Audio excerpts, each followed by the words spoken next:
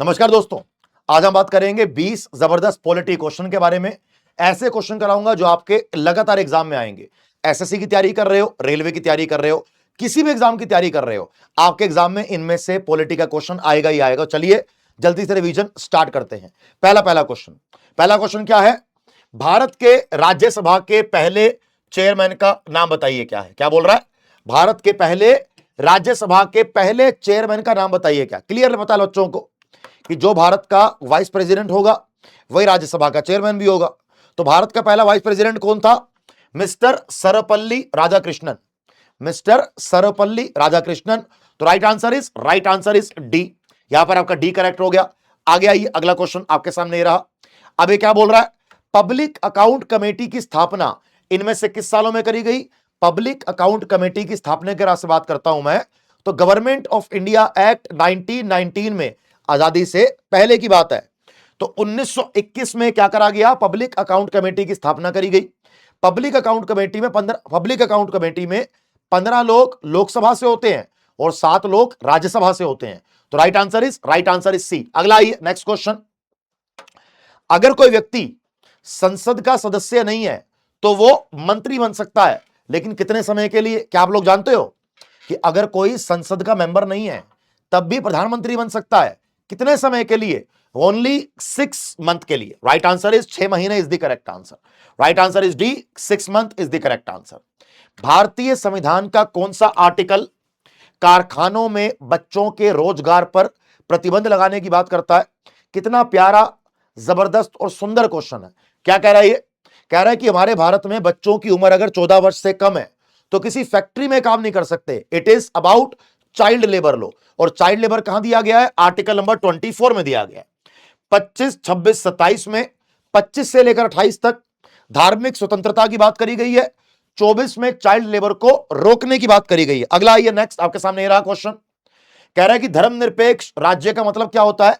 एक secular country का मतलब क्या होता है भाई? देखो सर, जिस देश में सभी धर्म को बराबर का अधिकार मिले वो एक सेक्युलर देश है। सब धर्म के लोगों को बराबर का अधिकार मिले वो एक सेक्युलर देश है। तो इंडिया एक सेक्युलर कंट्री है। The answer is yes. Bharat के प्रियम्बल में 42वें अमेंडमेंट के द्वारा सेक्युलर वर्ड को ऐड भी किया गया है। तो क्या आंसर होगा इसका? बहुभाषी। एक धर्म का पालन गलत, इन दोनों का तो मतलब ही नहीं है कोई। Right answer is a. क्यों है? अलग अलग धर्म के लोग हैं तो अलग अलग भाषाएं बोलेंगे, ऐसा हो सकता है ना। आगे आइए, अगला क्वेश्चन नेक्स्ट आपके सामने रहा। भारत की पार्लियामेंट में, भारत की संसद में क्या क्या आता है? ऐसा है भाई साहब, लोकसभा, राज्यसभा और राष्ट्रपति, ये तीनों मिलके संसद का निर्माण करते हैं। तो क्या आंसर होगा? Right answer is D. Right answer is D. अगला आइए, नेक्स्ट क्वेश्चन। सर आप ये वाला सेशन कर क्यों रहे हो? ये सेशन आपका जल्दी से झटपट पॉलिटी की रिवीजन का है। हिस्ट्री का भी करूंगा, ज्योग्राफी का भी करूंगा, इकोनॉमिक्स का भी करूंगा। अगर कोई टॉपिक करवाना चाहते हो तो कमेंट बॉक्स में कमेंट कर देना, आपके लिए टॉपिक भी कर दूंगा। क्या आंसर है इसका? इंडियन पार्लियामेंट्री ग्रुप की स्थापना इन चारों में से किस साल में करी गई है? और अगर सारे क्वेश्चन सही हो रहे हैं तो अपने आप को ऐसे करके शाबाशी भी दे ही दो। क्या आंसर है इसका? 1949, आजादी के बाद 2 साल बाद इंडियन पार्लियामेंट्री ग्रुप की स्थापना करी गई। Right answer is 1949। अगला आइए, नेक्स्ट। भारत के संविधान के कौन से भाग में इमरजेंसी की बात करी गई है? भारत के संविधान के कौन से भाग में इमरजेंसी की बात करी गई है? इधर आइए भाई। पार्ट नंबर 15 में इलेक्शन कमीशन की बात करी है और पार्ट नंबर 18 में आपातकाल यानी कि इमरजेंसी की बात करी है। और अगर मैं आपसे आर्टिकल की बात करूं, आर्टिकल 352, 356 और 360 में आपातकाल की बात करी गई है। तो राइट आंसर इज डी। हमने इमरजेंसी का प्रोविजन कहां से बोरो किया? गवर्नमेंट ऑफ इंडिया एक्ट 1935 से बोरो किया। समझ गए? चलिए बेटा, अगला क्वेश्चन 9 आपके सामने ये रहा। भारत के लिए पहले सिख राष्ट्रपति का नाम बताइए। भारत के पहले राष्ट्रपति मिस्टर राजेंद्र प्रसाद जी। भारत के पहले मुस्लिम राष्ट्रपति जाकिर हुसैन। भारत के पहले सिख राष्ट्रपति, द आंसर इज ज्ञानी जैल सिंह। राइट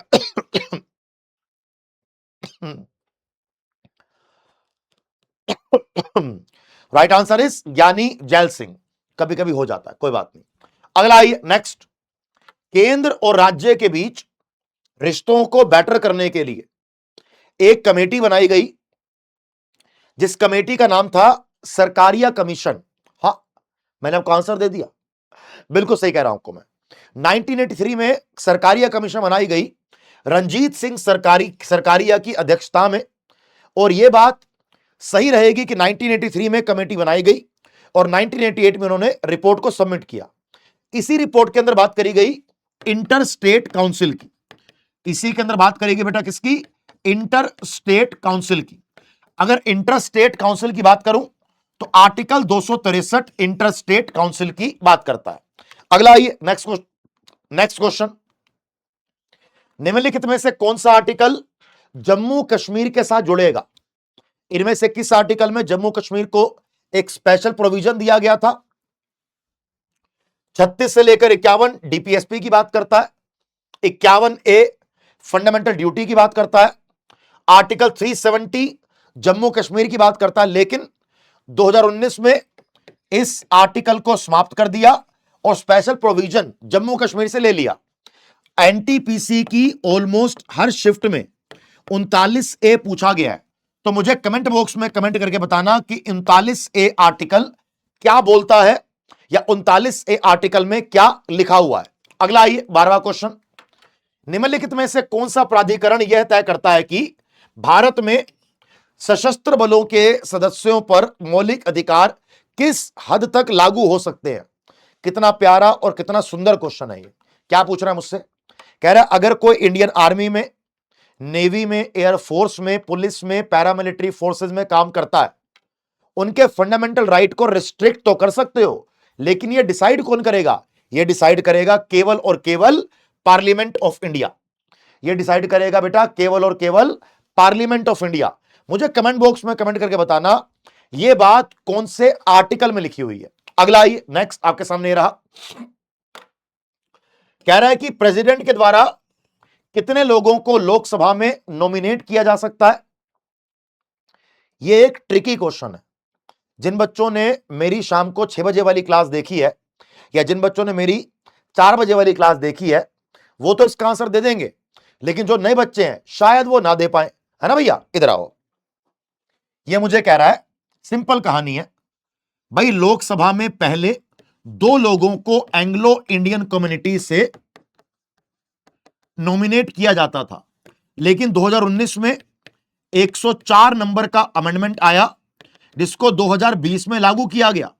वहां से एंग्लो इंडियन की नॉमिनेशन को खत्म कर दिया है, तो राइट आंसर इज 0। लेकिन राज्यसभा में अभी भी 12 लोगों को नॉमिनेट किया जाता है, किसके द्वारा? राष्ट्रपति के द्वारा। आगे आइए अगला क्वेश्चन नेक्स्ट, नीति आयोग के चेयरमैन का नाम बताइए।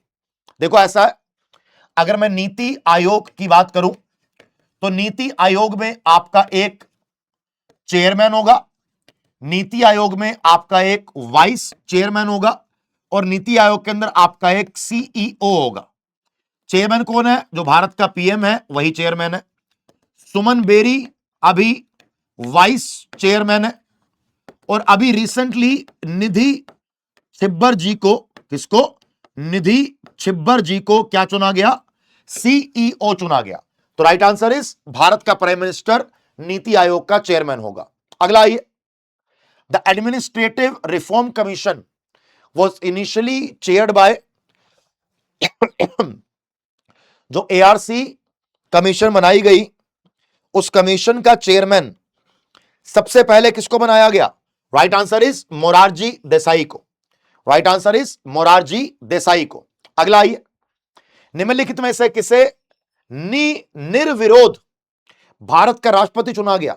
भाई जो भारत के राष्ट्रपति का चुनाव लड़ेगा, किसी को कुछ वोट मिलेंगे, किसी को कुछ वोट मिलेंगे, लेकिन इनको निर्विरोध चुन लिया, मतलब नीलम संजीव रेड्डी, ये भारत के 6 नंबर के प्रेसिडेंट है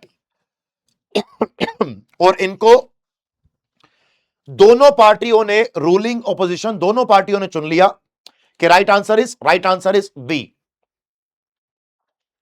ठीक है भैया? अगला आइए नेक्स्ट, आपके सामने ये रहा क्वेश्चन, राज्यसभा में अगर बात करी जाए तो कितने लोगों को 1/3 लोग कितने साल में रिटायरमेंट ले लेते हैं? पहली बात तो ये, राज्यसभा एक परमानेंट हाउस है।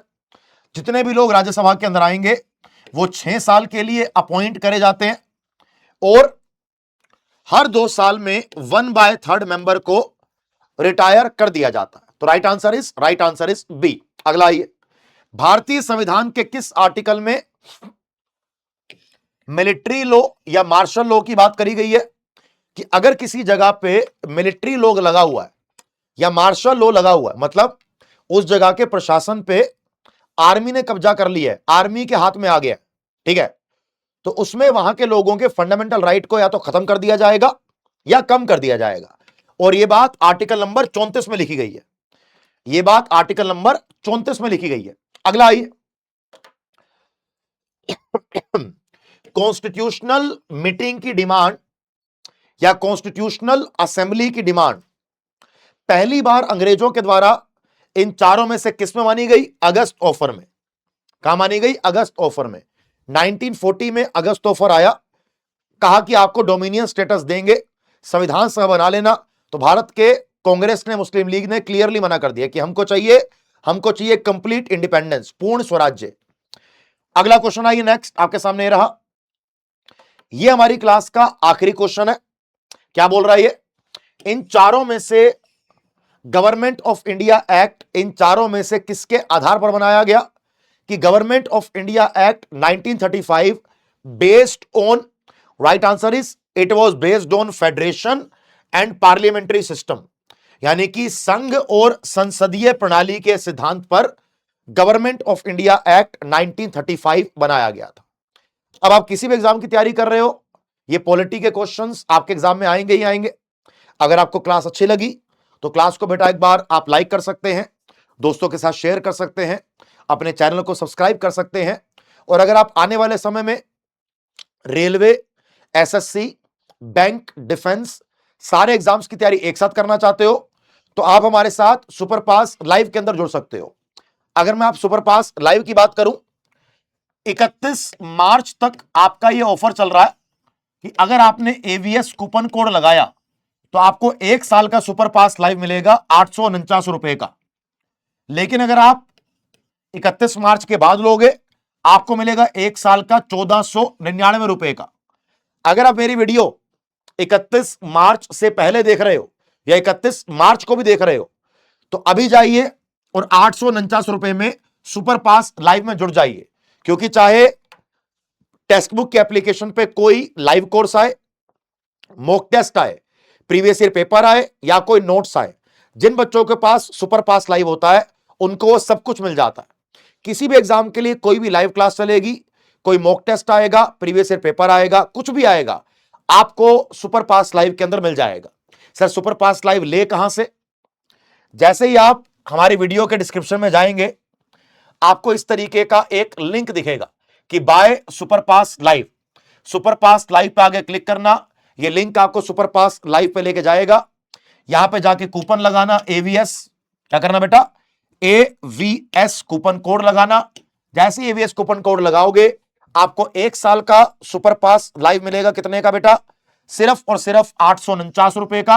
अगर एवीएस कूपन कोड लगाओगे तो मिलेगा 849 का 1 साल के लिए, और 3 महीने का मिलेगा 399 के लिए। अब 3 महीने के लिए 400 रुपए दोगे, उससे बेटर 1 साल के लिए 850 रुपए दो। उसके बाद कोई भी एग्जाम हो, SSC, railway, bank, defence, live course, recorded classes, notes, PDF, आपको सब मिल जाएगा सिर्फ 849 में।